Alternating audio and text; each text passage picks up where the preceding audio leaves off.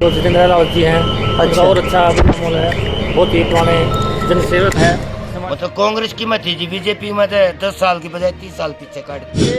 और इस वर्ष के अनुकूल जब उनको तुलना करते हैं तो उसमें कहीं दूर दूर तक उसमें जो वादा किया था, जो काम भी किया था, उसमें दूर दूर तक कहीं हमको नजरअंदाज नहीं आई। जो लोकसभा के चुनाव का समय करीब आता जा रहा है, सत्ता और विपक्ष की तकरार और तेज हो गई है। मुद्दों के आसरे कांग्रेस पार्टी के महासचिव राहुल गांधी भारत जोड़ो न्याय यात्रा के दौरान असम में सीधे असम की सरकार से टकरा गए, तो हरियाणा में भी सियासी पारा गर्म है। प्रतिपक्ष के नेता भूपेंद्र हुड्डा को हाल ही में 2 बार ईडी ने बुलाया। लगता है उनको भी भाजपा कहीं न कहीं उलझाकर बिजी करने की और कदम बढ़ा रही है।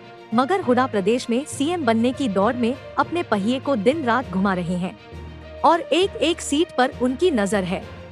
एक सीट पानीपत ग्रामीण की है, जो आजकल चर्चा में है, क्योंकि कांग्रेस पराजय की हैट्रिक बना चुकी है, तो भाजपा तीसरी बार जीत की हैट्रिक लगाने की जुगत में है।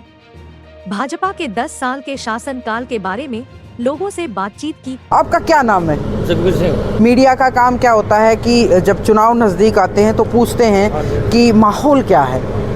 पानीपत में जो ग्रामीण क्षेत्र आता है, उसकी जो कॉलोनी है, उसके आप एक तरह से वोटर हैं, ये तो आपको पता ही है। तो क्या माहौल है यहाँ पानीपत? ठीक है जी, कांग्रेस का भी है, माहौल है अच्छा, ठीक है। अच्छा। और हमारे जो जितेंद्र रावत जी हैं, अच्छा। और अच्छा माहौल है, बहुत ही पुराने जनसेवक हैं, समाज सेवी हैं, अच्छे काम करते हैं, बढ़िया। अभी पहले चेयरमैन भी रहे हैं, अच्छे, और बहुत अच्छे काम किए हैं। हम तो उम्मीद करते हैं पहले उनको कांग्रेस में अच्छी बढ़त मिले, बढ़िया काम मिले, टिकट मिले। ये जगबीर सिंह है, और हैरानी की बात है कांग्रेस का नाम लेते ही सीधा जितेंद्र का नाम याद आ गया। बहुत ही अच्छे आदमी हैं, वाह जी वाह। बढ़िया काम करते हैं। और जो भी नेता आता अपनी देखो, पार्टी जो की भी नीतियाँ आता है वो तो बताता है। तो है ना? क्या लगता है आपको कि कांग्रेस की सरकार में ज्यादा बेहतर सुविधाएं थी या अब है? मतलब कांग्रेस की मत थी जी, बीजेपी में 10 साल की बजाय 30 साल पीछे काट दिए। ऐसा क्यों लगता है आपको? ऐसा जी काम नहीं कर रहे। आपको क्या काम चाहिए? मुझे तो ऐसा पता चला कि 5 किलो राशन फ्री दे रहे हैं। वो 5 किलो में होगा जी टाइम पास, और नहीं चाहिए जी। मजदूरी भी चाहिए है, मकान सकान भी चाहिए, प्लाट भी चाहिए, है ना। ये मजदूर आदमी क्या कर लेगा जी? घर का खर्चा चलाएगा, मकान बनाएगा, प्लाट नहीं ले सकते। ये तो जी कागज ठुआए रहो हम वैसे। हरियाणा और केंद्र की जो सरकार है भारतीय जनता पार्टी की, उनके 10 साल के शासनकाल को कैसे आप महसूस करते? कितना अच्छा शासनकाल रहा? असली तो ये है जी, हम लोग ऐसा महसूस करते हैं जैसे जेल में हो। ओहो। हाँ जी, अच्छा। हाँ जी, बिल्कुल जी। अच्छा, मोदी जी कहते थे 2014 में कि 15 लाख खाते में आएंगे, आपके खाते में कोई पैसा आया? और ढेर लाग रहा जी। पड़ोसियों का बिहार मेरे के बेरोजगारी कितनी? मेरी बिल्कुल है झूठ जी। अच्छा। किसी का भी कोई वो नहीं है, आपके सामने सब। आप तो हर एक जगह घूमते हो, जाते हो। अच्छा। हाँ जी। तो कितने नंबर देंगे आप?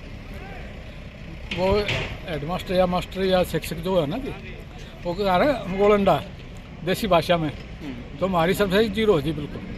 2 बार तो पहले हम बीजेपी को डाल चुके थे। अच्छा। लेकिन बीजेपी की माहौल जिस तरह से हम पिछले वर्ष देखे और इस वर्ष के अनुकूल जब उनको तुलना करते हैं तो उसमें कहीं दूर दूर तक उसमें जो वादा किया था, जो काम भी किया था, उसमें दूर दूर तक कहीं हमको नजरअंदाज नहीं आई। आपको कोई वायदा याद है बीजेपी का जो 2014 में किया हो? काफी हम तो वादा करते हैं, तो पता नहीं यहाँ आके हमको कितनी वादा किया था कि हम तुमको कॉलोनियों में ये चीज देंगे, वो चीज देंगे, लेकिन कहाँ कुछ नहीं मिला अभी तक, कुछ नहीं। नौकरियां के लिए हम सब मतलब इस तरह की उस तरह की धक्के खाते हैं, लेकिन अभी तक जैसे कांग्रेस पार्टी आई है, जितना भी 1-2 आदमी भी हैं, तो वो सब हमको जितना मजबूती से बिना कैंडिडेट रहते हुए भी, बिना उच्च पद पे रहते हुए भी हम सबको उतनी मजबूती से देखते हैं, बात करते हैं। कांग्रेस पार्टी के जितने भी 1-2 आदमी हैं, जो कि अभी तक चुनाव के माहौल में नहीं है, उसके बावजूद भी उस सब से हम सबको जितनी ताकत मिलती है, जितना कहीं पे भी 2-4 शब्द बोलने के लिए, कहने के लिए, हम सबको उस सब आदमी से ज्यादा कोई दिक्कत होती है तो सबसे पहले वो आदमी, कांग्रेस का आदमी पहले आके खड़े होते हैं। कांग्रेस पार्टी से इस सीट पर दावेदार जितेंद्र अहलावत ने क्या है कहा। पानीपत से सारिका की रिपोर्ट। मैं आज पानीपत में हूँ और मैंने फैक्ट्री में जो ग्रामीण क्षेत्र है, पानीपत विधानसभा ग्रामीण क्षेत्र बहुत हॉट सीट है। लगातार प्रदेश सरकार है जो वो तीसरी बार हैट्रिक लगाने की सोच रही है, लेकिन इस बार कांग्रेस के लिए भी ये नाक की लड़ाई होगी। क्योंकि लगातार 3 बार जितने जो कांग्रेस के प्रत्याशी हारे बुरी तरह से हारे, लेकिन इस बार इस सीट पर भूपेंद्र हुड्डा की कांग्रेस की विशेष नज़र है। और यहाँ के मुद्दे क्या हैं? वैसे तो एक अनार 100 बीमार वाली बात है, लेकिन कुछ प्रबल दावेदार हैं जो दम भी रखते हैं और जो यहाँ के मुद्दों को समझते हैं और भूपेंद्र हुड्डा के करीबी भी हैं। जितेंद्र अहलावत जी हैं जो जिला परिषद के चेयरमैन भी रहे हैं और अपने टाइम में इनका अच्छा कार्यकाल रहा है। जो मैं फील्ड में जाके बात करके आई हूँ, मैं उस बारे में जितेंद्र जी से बात करना चाहूँगी। जितेंद्र जी, पहले तो आपका बहुत बहुत स्वागत है, क्योंकि मेरे इस चैनल पे आपसे कई बार बातचीत हुई, मुझे बहुत अच्छा लगता है आपसे बात करके। आपका भी बहुत बहुत स्वागत और आपका बहुत बहुत धन्यवाद। आप हमारे इलाके में आते हो इतनी दूर से, तो आपका बहुत बहुत धन्यवाद। आप हमारी नीचे की बातें, हमारी बात सुनते हो, कांग्रेस पार्टी और जो भी है, मतलब उससे खुशी मिलती है। धन्यवाद आपका। जितेंद्र जी, मैं देख रही हूँ कि चुनाव जो नज़दीक आ रहा है, कांग्रेस पार्टी सत्ता के खिलाफ, जो सत्तासीन पार्टी भारतीय जनता पार्टी, एक मुखर हो गई। बहुत लोग, मतलब भारतीय न्याय जोड़ो यात्रा चल रही है, राहुल सीधे वहाँ टकरा रहे हैं। कल चंडीगढ़ में भी मेयर के चुनाव में देखे आपने एक भिड़ंत, भूपेंद्र हुड्डा को 12 दिन में 2 बार ईडी ने बुला लिया है। तो किस तरह की भिड़ंत होने वाली है? भिड़ंत देखो, ये भारतीय जनता पार्टी आज तक क्या करती आई है? कभी रोजगार की बात नहीं करेगी, रोजगार के मुद्दे पे नहीं लड़ेगी, महंगाई के मुद्दे पे नहीं लड़ेगी, देश हित में नहीं लड़ेगी, जनता हित में नहीं लड़ेगी। सिर्फ इसका एक ही मार्ग है, कैसे हम लोगों को फाड़ के और अपना उल्लू सीधा करें। इसका एक ही मकसद है, इसको लोगों को भिड़ाना है, लड़ाना है और गलत माहौल पैदा करना है। तो उसको करके इन्होंने अपनी रोटियां सेकनी है। अब राहुल गांधी ने भारत जोड़ो यात्रा निकाल दी थी, अब न्याय यात्रा निकाल रहे। किस लिए निकाल रहे? क्यों इतनी लोग भीड़ में आ रहे हैं? हाँ। वो ही, मैं साउथ में गया हुआ था, उन्होंने एक ही बात कही थी, देश तो में पहले भी यात्रा में रहे? हाँ जी, मैं रहा हूँ अभी भी जी। साउथ में लोग ये बात कहते हैं कि देश में एक ही आदमी है जो इस देश में मोदी के खिलाफ लड़ रहा है और डर नहीं रहा, डट के खड़ा है। देख लो, नहीं तो इसने कोई एक आदमी छोड़ा नहीं है, चाहे ईडी भेज के, चाहे वैसे दबा के, किसी आदमी का। आज भी मैं पानीपत की हिस्ट्री बता रहा हूँ आपको। यहाँ पे मेरी फैक्ट्री वालों से 10 से बात हुई है। अचानक से अफसर आते हैं मिली भगत करके पैसे 5 लाख 10 लाख रुपए लो, और वो व्यापारी बोलता नहीं है, क्योंकि डरता है बेचारा। वो इसलिए डरता है, अगर मैंने 10 दे दिए अब तो आगे क्या पता मैं कहाँ फंस जाऊंगा। वो डरता हुआ बताता नहीं है, लेकिन ये स्थिति पैदा हो रही है। लेकिन ये जैसे राहुल गांधी कह रहे थे, अभी मैंने पिछली यात्रा में उनका एक बहुत अच्छा डायलॉग बड़ा फेमस होया था कि मैं माफ़ी नहीं मांगूंगा, मैं माफ़ी वीर नहीं हूँ, मैं गांधी हूँ। तो ये जो डर निकाल रहे हैं वो, तो ये आम आदमी, आम व्यापारी, जो आपने बात कही, ये डर आपको कैसे निकालोगे? अब ये मकसद क्या है? राहुल का यही तो कह रहा है। हाँ। अब भाई, मैं जब एक पार्टी का नेता होने के नाते और इतने बड़े उस पे चल के लोगों से यही तो हौसला दे रहे हैं, वो लोगों को जगा रहे हैं, वो डरो मत। और वो तो पार्टी में भी कह रहे हैं, जो डरपोक हैं वो चले जाएं, और जो दिलेर हैं वो आए, तो चाहे दूसरी पार्टी का भी वो भी आए, लेकिन दिलेर चाहिए। अब इसके लिए लड़ाई लड़नी पड़ेगी, ये वैसे नहीं होगा। उस दिलेरी का प्रभाव हरियाणा में कैसे देखते हैं, क्योंकि चुनाव तो हरियाणा में भी होने? बिल्कुल, ये दिलेरी का परिचय जनता है। यहाँ के हरियाणा की जनता सूर्यवीर लोग हैं यहाँ पे, यहाँ बॉर्डर पे देश की रक्षा के लिए लड़ते हैं, और आज भी यहाँ ऐसे ही लड़ेंगे। राजनीति में भी ऐसे ही लड़ना पड़ेगा हमें, जो हालात देश के। आपने जैसे जिक्र किया, मैं भी जिक्र करता हूँ। कल इलेक्शन हुआ चंडीगढ़ में जी, एक उसकी है 20 वोट, एक के 16 वोट जी। और इतने अनपढ़, कोई अनपढ़ सेठ गांव में भी कभी आपने सुना? अब 20 में से 8 वोट डिस्क्वालीफाई होगी, वो गलत होगी। कैसे हो सकता है? पढ़े लिखे चंडीगढ़ जैसे शहर में हैरान है इस बात से, हैरान है। और वो देख भी रहे हैं, वीडियो भी आ गई है उसमें। अब आप ये बताओ, जब ये सरेआम सामने इतनी हेराफेरी कर सकते हैं, ये ईवीएम पे क्या कर सकते होंगे, ये देश को सोचने की बात है। आज मेरे पे पड़ रही हूँ तो मैं बोल रहा हूँ, जब दूसरे पे पड़ेगी तब बोलेगा, लेकिन सब लोग तमाशा देख रहे हैं आज। लेकिन ये तमाशा इस देश के लिए बहुत घातक है, और ये ऐसा ना हो दोबारा वही आज़ादी की लड़ाई लड़नी पड़े। और वैसे भी पानीपत तो एक ऐतिहासिक शहर है, जहां 3 लड़ाइयाँ लड़ी गई हैं, और चौथी लड़ाई के लिए जो राजनीति की लड़ाई है, उसका मैदान सज गया है। बिल्कुल। तो उस मैदान में उतरेंगे जब आप लोग कांग्रेस के, जो खासकर मैं अगर आप, क्योंकि मेरे सामने कांग्रेस के ही लीडर खड़े हैं, तो मुद्दे क्या होंगे? क्योंकि लोगों को जब तक मुद्दों को नहीं छुएंगे कैसे काम चले? मुद्दा, सबसे बड़ा मुद्दा है डर। ओहो। ये कहते हैं सबसे बड़ा मुद्दा है डर। ये भी डर है, व्यापारी में भी डर है, हर आदमी में डर है।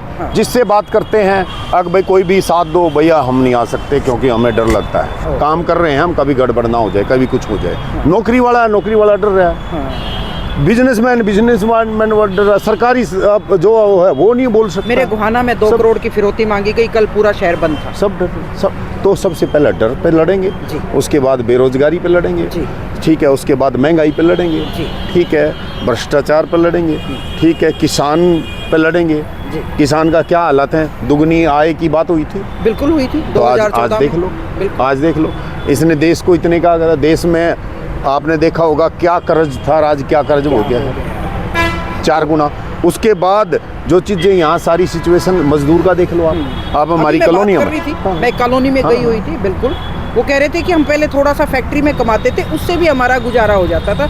आज हम उससे ज़्यादा पैसा कमा रहे हैं लेकिन गुजारा नहीं। सच बात है ये बात। एक बात बताओ, सारी चीज़ आप कुछ भी ले लो, आप खाली एक अनाज चावल भी इतना महंगा हो गए, सारी चीज़ें ऐसी बढ़ती जा रही हैं, सब कुछ। आप कोई भी चीज़ देख लो, आपको तेल ले लो, आप क्या रेट है, ठीक है, कुछ भी आप ले लो। जो मजदूर आदमी का फैक्ट्रियों में काम करते हैं, रात दिन मेहनत करते हैं बेचारे, देश को कितना रेवेन्यू, मैं रेवेन्यू नहीं दे रहा हूँ, मैं सरकार को 3-3.5 करोड़ इनकम टैक्स देती है मेरी कंपनी, ठीक है, और वो काम तो यही वो सरकार को देती है। ये कमाते हैं, ये कमाते हैं, बिल्कुल बिल्कुल। सरकार को मैं नहीं देता, ये कमाते हैं तब सरकार को जाता है, ये मेरा नहीं है, ये मजदूर का। मैं यही बात करी थी कि जो हब बोलते हैं पानीपत को टेक्सटाइल का, ये हब इन लोगों ने बनाया, बिल्कुल। और आज ये 2 वक्त की रोटी के लिए रो रहे थे कि मेरे सामने, मुझे बड़ा अजीब सा लगा कि हमारा गुजारा नहीं कुछ नहीं होता। इनके पास कमरे नहीं है, रूम नहीं मिलते ढंग से इनको। अगर मैं तो ये आपके माध्यम से कोशिश करूंगा, अगर भगवान ने मुझे मौका दिया,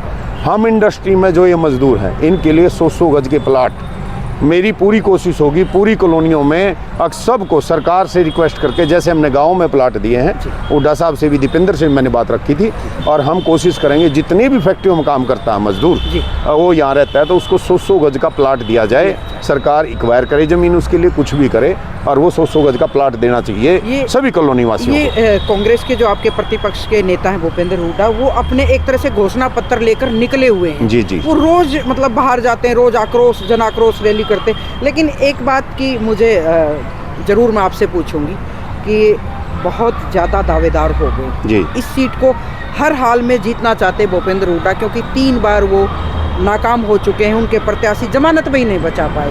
तो जितेंद्र जी, एक लड़ाई कांग्रेस में ये भी रहेगी। मैं आपको, आपने ठीक उठाया मुद्दा, बहुत सारे कैंडिडेट है, सबका हक है, सबको लड़ने का हक है, बिल्कुल सबको है। लेकिन पार्टी अब की बार हमारे प्रभारी आ चुके हैं, सर्वे चल रहे हैं, सर्वे में है वो कोशिश करेंगे जो सबसे मजबूत होगा जी, जो अगर मैं सबसे मजबूत हो तो मुझे दी जाए। अगर मेरे से कोई और मजबूत है यहाँ पे, यहाँ का होना चाहिए, मजबूत वही होगा जो इस इलाके का होगा, उसको टिकट दी जाए, हम उसके साथ देंगे दिल से, तमन्ना हर तरीके से। कल की परसों की बात बताऊं, मीटिंग थी आपके यहाँ परसों, हाँ, महेंद्र कादन, सुरेश आर्य, धर्मवीर मलिक, मैं, हम सब लोग मिल के, मतलब जगदेव मलिक भी हो गए, ये सब हो गया, हाँ, खुशीराम जी हो गए, हम सब लोग आपस में हमने मीटिंग करी, भाई हमने किसी को भी टिकट मिले, सब ने एक होकर साथ देना है और साथ चले। अब बल्कि हम 3 लोग तो गांव जाके आए, तीनों इकट्ठे, ताकि जनता को बता सके। मैं अंदर कादन, सुरेश आर्यर, जितेंद्र अलाव, तीनों जने खोतपुरा, बबैल, राजाखेड़ी, वहाँ जाके आए, लोगों को बता के आए, भैया आप ये मत समझो, हम अलग अलग हैं, हम सब एक हैं, और जिसको मिलेगी उसका साथ देंगे। ये जितेंद्र जी बहुत बड़ी बात कही, क्योंकि अभी एक शैलजा, किरण और रणदीप जी भी एक यात्रा चलाए हुए हैं, उसका कुछ टाइम के लिए गलत मैसेज हुआ, लेकिन बाबरिया जी ने एक मीटिंग बुलाई और सबको कहा साथ लेके चलो। ये आपने उनको एक अच्छा मैसेज जाता है, और पार्टी में ये नुकसान भी होता है जब बहुत सारे कैंडिडेट हो जाते हैं ना, तो ये होता है भाई मुझे टिकट मिल गई तो मेरी कांग्रेस, नहीं तो मेरा कुछ नहीं लगता। कांग्रेस ने सबसे ज्यादा जो अपना नुकसान किया है इसी बात को लेकर किया, लेकिन जितेंद्र अहलावत ने एक नई बात मुझे बताई, तो इस बात से आपको लगता है कि बहुत ज्यादा फायदा होने वाला है? मैं 3 गांव में गया हूँ, जी। सबके लोगों के चेहरों पे खुशी थी, हम तीनों को इकट्ठा देख के। मेरे गांव में खुद इतने खुश हो गए, भाई बहुत अच्छा लगा। राजा खेड़ी गए हम, राजा खेड़ी बोले वो बहुत अच्छा लगा, तुम तीनों साथ ताकत बनती है, ताकत बनती है। और आगे प्रोग्राम भी जो करेंगे हम इकट्ठा मिलके कर रहे हैं, ये भी तय हो गया। अच्छा। अगला संडे का प्रोग्राम हमारा यहाँ का, हम 4-5 लोग कैंडिडेट जो टिकट के दावेदार हैं, त्रिमूर्ति हो जाएंगे आप। हाँ, और वो तीनों मिलके हम प्रोग्राम भी इकट्ठा करेंगे, एक ही प्रोग्राम। तो मुझे बुलाओगे कि नहीं पहले? जरूर, आपको जरूर बुलाया जाएगा। अगर आप देखना तो ऐसा ना समझो हमने शुरुआत की है। मैं ये नहीं कहता हम खाली 3 इकट्ठे हुए हैं। हाँ। हम अगर 20 है 40 है, हम सारे के सारे इकट्ठे हो के एक उसमें हैं। मैं ये नहीं कह रहा हम 3, हम सब एक हैं। हमने शुरुआत की है, हम 3 इकट्ठे होके चलेंगे, 5 होंगे, 10 होंगे, 20 होंगे, सब होंगे, और इकट्ठे जाके वोट मांगे। अगर जिसको टिकट मिलेगी उसका सहयोग करेंगे, जिसको पार्टी सरकार टिकट देगी हम उसके साथ हैं। ग्रामीण क्षेत्र में जो मैं एक बात कह रही थी, मेरी बात को एक तरह से जितेंद्र जी ने डैमेज कर दिया कि एक अनार 100 बीमार। ऐसा नहीं है, एक बेहतर शुरुआत की है।